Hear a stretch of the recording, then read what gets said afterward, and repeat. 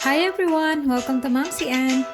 For today's video, we're going to make blueberry banana bread. Enjoy a slice of this with coffee for your morning breakfast or snack. It is so delicious, moist, and easy to make. Your family will love it. Let's make it!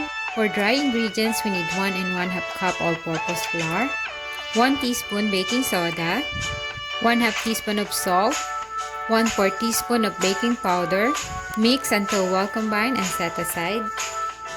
In a separate bowl, we need 1/2 stick softened butter, 3/4 cup sugar. Combine and whisk together until creamy. You can use electric mixer, but I prefer to whisk it by hand. We need 2 eggs.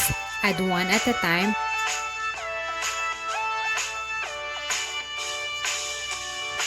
Whisk it until fully incorporated.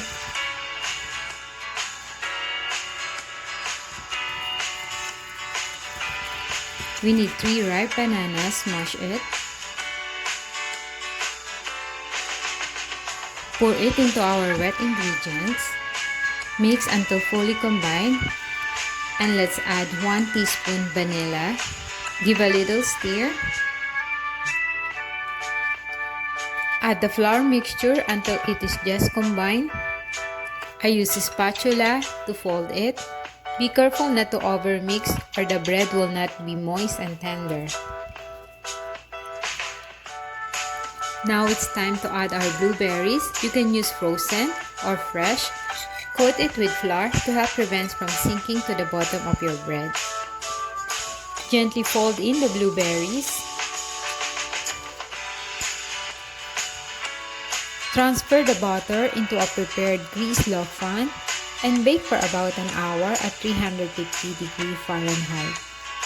Once the toothpick inserted comes out clean, remove it from the oven and cool at least 5 to 10 minutes before you transfer it into a cooling rack.